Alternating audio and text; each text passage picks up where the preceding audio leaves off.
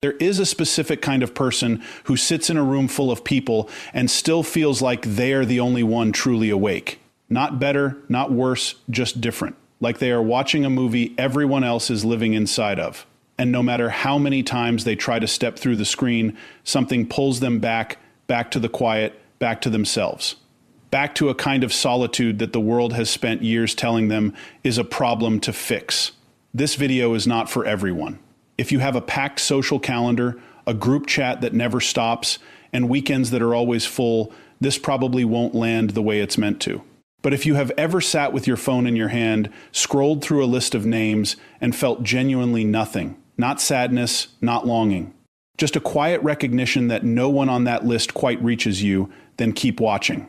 Because what you are about to hear might be the first honest explanation you have ever received for something you have been quietly carrying for years. Most people assume that having few friends means something went wrong, that somewhere along the way you failed a social test everyone else seemed to pass without studying. You were too sensitive, too intense, too much, or somehow not enough.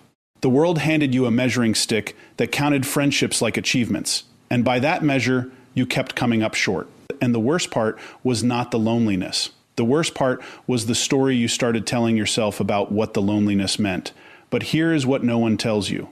There is a specific psychological profile, rare, precise, and deeply misunderstood, that almost always ends up with fewer friends, not because of failure, not because of fear, but because of how they are fundamentally wired to experience other human beings.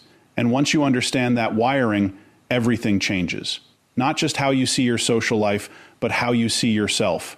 Empaths feel the world in a register most people never access. When someone walks into the room carrying grief they haven't spoken out loud yet, the empath feels it before a word is exchanged. When a conversation shifts from genuine to performed, the speaker's tone becomes more insincere. The empath notices the exact moment it turns, not intellectually but physically, like a pressure change in the air. This is not a metaphor. Research in social neuroscience has consistently shown that highly sensitive individuals process emotional stimuli more deeply, more thoroughly, and through more areas of the brain than the average person. They are not imagining what they feel. They are receiving more signal than everyone else in the room. Now, think about what that means in a social context. Every interaction, every conversation, every gathering, every relationship is not just an exchange of words and time. For an empath, it is an immersive experience. You are not just talking to someone. You are absorbing their emotional state, processing their unspoken needs, regulating the energy of the space, and managing your own internal experience all at the same time. And then you go home and you are exhausted in a way that sleep does not fully fix. This is the first thing people get wrong about empaths with few friends. They assume the small circle is a result of something missing, a deficit of social skill, a wound that never healed, a fear of intimacy dressed up as preference. But pull back the lens and a completely different picture emerges. The small circle is not a failure of connection. It is the result of an extraordinarily high standard for what connection actually means. You have sat in conversations that felt like performances. You have been in friendships that required you to edit yourself before every interaction to sand down the parts that were too honest, too deep, too direct, too much. You'd have smiled at the right moments, laughed at the right jokes, shown up when it was expected, and driven home afterward feeling more alone than if you had stayed in by yourself. And at some point, quietly without announcement, you stopped. Not dramatically, not with confrontation or closure. You just stopped showing up because you finally understood something that most people spend their whole lives avoiding. The loneliness of being misunderstood while surrounded by people is far heavier than the loneliness of simply being alone. That is not isolation. That is discernment. And the difference between those two things is everything. Here is the contrast no one draws clearly enough. Isolation is fear wearing the mask of preference. It is retreating because the world feels threatening, because vulnerability feels dangerous, because connection carries a risk you are not willing to take.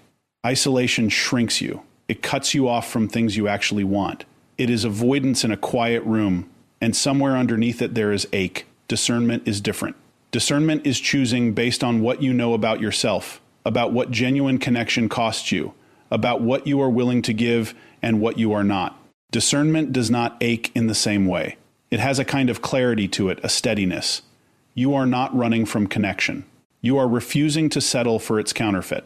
And that refusal, that precise, uncompromising refusal, is what leaves an empath with a very small, very quiet, very honest social world. The question is not why empaths end up with few friends. The question is why we have spent so long treating that outcome as a symptom instead of a signal. Because here's the thing about signals. They carry information. And the information this one carries once you learn to read it clearly. Do S not point towards something broken. It points towards something rare. Something that most people will spend their entire lives searching for in crowded rooms and never find a relationship with their own inner world that is so complete, so honest, so fully inhabited that external noise starts to feel like interference rather than comfort. You are not someone who failed at friendship. You're someone who cannot fake it. And in a world built almost entirely on social performance, that is not a small thing. That is not a flaw to correct. That is a compass. And the rest of this video is going to show you exactly what it is pointing toward. There is a moment that most empaths can pinpoint even if they have never put words to it before. It does not happen all at once. It happens gradually across years, across rooms, across conversations that started with promise and ended with that familiar hollow feeling in the chest. The moment is this. You realize that being around people does not automatically mean you are less alone. And once you realize that, you cannot unrealize it. It rewires something. It changes the way you move through social spaces, the way you evaluate relationships, the way you decide where your energy goes and where it does not. Most people never have this realization because most people never feel the difference sharply enough. For an empath, the difference is not subtle. It is the gap between breathing freely and breathing through a mask. And once you have felt that gap, you will spend the rest of your life refusing to go back. This is where the story of the empath with few friends actually begins. Not in childhood shyness, not in social rejection, not in some wound that never healed. It begins in perception. In the fact that empaths perceive social reality at a resolution that most people simply do not have access to.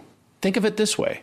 Most people move through a social interaction the way someone walks through a room with the lights on at half brightness. They see the furniture. They navigate successfully. They leave without bumping into anything. But an empath walks into the same room with every light blazing at full intensity. They see the furniture, yes, but they also see the dust on the shelves, the crack in the ceiling, the way the window frame is slightly warped, the coffee ring on the table that someone wiped at but did not quite clean. They see everything. And seeing everything is not a gift wrapped in comfort. It is a gift wrapped in exhaustion. Because here is what seeing everything actually means in a friendship. It means you notice when someone's words and their energy do not match. When they say they are fine, but their whole body is braced against something. When they laugh a little too quickly or go quiet a half second too long or use a tone that is technically cheerful but carries something heavier underneath. You notice all of it. And noticing all of it means you are never fully off duty in a social setting. You're always reading, always processing, always tracking the invisible current beneath the visible surface. And that level of sustained attention, that constant emotional labor is something most people never even know is happening, let alone appreciate or reciprocate. This is one of the loneliest aspects of being an empath that almost never gets named directly. You give a quality of attention to other people that most of them have never received in their lives. You see them in a way that their oldest friends, their partners, their family members often do not, and they feel it. That is why strangers open up to you in waiting rooms. That is why people you barely know end up telling you things they have never told anyone. That is why people describe being around you as different, calmer, safer, more real. You create a quality of presence that is genuinely rare. But very few people can meet you at that level in return. Very few people will notice what you are carrying. Very few people will track your shifts the way you track theirs. And over time, that asymmetry, giving deep attention and receiving surface-level responses, becomes a weight that is very hard to keep carrying inside relationships you are supposed to find comforting. So you start to let some of those relationships breathe themselves out. Not with anger, not with confrontation. You just stop pouring energy into spaces where nothing grows. And the circle gets smaller. And the outside world looks at that smaller circle and draws the wrong conclusion entirely. The wrong conclusion is this, that you are closed off, that you are difficult, that you set the bar too high, expect too much, give too little, or somewhere deep down are simply afraid of being known. And the cruelest part of this wrong conclusion is how easily you can start to believe it yourself. Because when the world reflects a story back at you long enough with enough consistency and enough authority, you begin to wonder if maybe they are right. Maybe something is off. Maybe the common denominator in every friendship that faded is you. Maybe you are too sensitive, too selective, too unwilling to meet people where they are. But here is what that conclusion gets completely backwards. The empaths do not have few friends because they are unwilling to meet people where they are. Empaths have few friends because they have spent years meeting people where they are at an enormous personal cost, and they finally learn to stop doing it without receiving anything close to the same in return. That is not closed off. That is hard-won wisdom. That is the kind of knowledge that only comes from living through enough one-sided connections to final. What recognize the pattern and recognizing a pattern is not the same as giving up on people. It is refusing to be erased by them. There is a specific kind of clarity that arrives after you stop forcing connections that were never mutual. It is not the clarity of bitterness. It is quieter than that, cleaner. It feels less like a door closing and more like a fog lifting. Suddenly, you can see your own preferences, your own rhythms, your own needs, without the static of maintaining relationships that never quite fit. You start to notice what actually restores you versus what merely distracts you. You start to notice the difference between time spent alone and time spent lonely. And you realize those are two completely different experiences that the world has been collapsing into. One word, your entire life, time spent alone for an empath is not empty. It is the opposite of empty. It is where you process everything you absorbed during your last social interaction. It is where you finally get to exist at your own frequency without adjusting, without managing, without being responsible for anyone else's emotional weather. It is not a consolation prize for failed connection. It is a genuine need as real and as legitimate as the need for water or sleep. And treating it as something lesser, treating it as evidence of a problem is like telling someone their need for rest is a character flaw. The empaths who finally understand this stop apologizing for the size of their circle. Not because they stop caring about connection, but because they finally understand that the depth of a connection is not determined by how many of them you have. And one relationship where you are fully seen, fully known, fully met, without performance, without editing, without shrinking, is worth more than 100 relationships built on the polished, carefully managed version of yourself that you send out into the world so other people feel comfortable. That is the shift. And once it happens, everything that came before it starts to make a different kind of sense. There is a question that sits at the center of every empath's social history, usually unasked, almost always unfelt at a conscious level, but present in every friendship that faded, every gathering that drained them, every relationship that ended, not with a fight, but with a slow and quiet drift. The question is not, why do I have so few friends?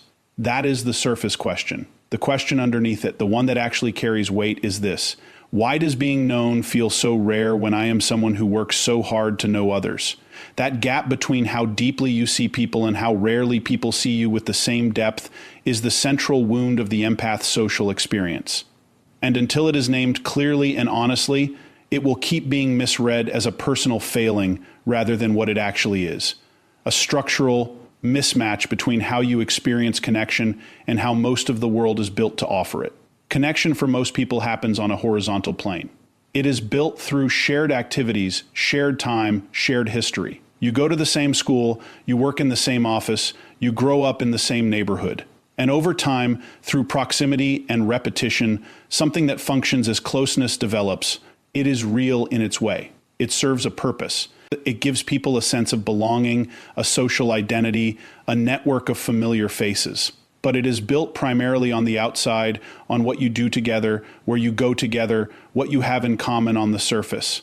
And for many people, that is enough. For many people, that horizontal connection is what friendship means, what it feels like, what it is supposed to be. For an empath, horizontal connection is not enough. It never was. Even as a child, before you had the language for it, you were not satisfied by proximity alone. You wanted to know what people actually thought when they were not performing. You wanted the conversation that happened after the polished version ended.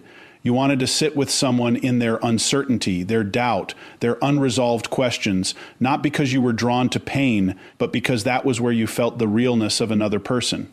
That was where connection stopped being a social transaction and started being something genuine. You were always reaching for a vertical kind of connection, one that went down instead of across into depth, instead of across surface.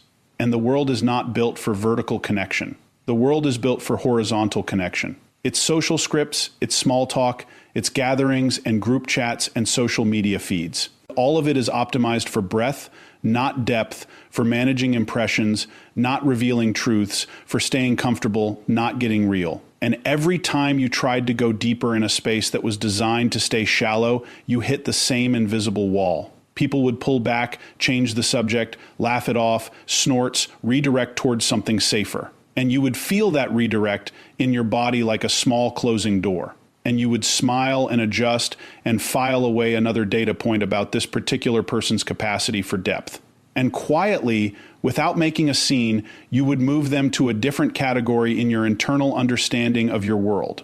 This is not coldness. This is not judgment. This is an empath learning through years of gathered evidence who can hold real weight and who cannot. Who can sit with an honest question and who needs to deflect it. Who shows up the same in the dark as they do in the light and who only exists in the comfortable middle. You are not ranking people. You are reading them, and what you have read over and over and over again is that genuine vertical connection is rare. Not because people are bad, but because depth requires a kind of courage and self-awareness that most people have never been asked to develop. So what happens to an empath who keeps reaching for depth in a world that keeps offering surface? One of two things. Either they exhaust themselves performing horizontal connection, showing up, fitting in, saying the right things, maintaining relationships that feel like wearing shoes 2 sizes too small, or they stop, they pull back. They narrow the circle to the people who have actually shown them they can go deep, and they let the rest quietly fall away. And from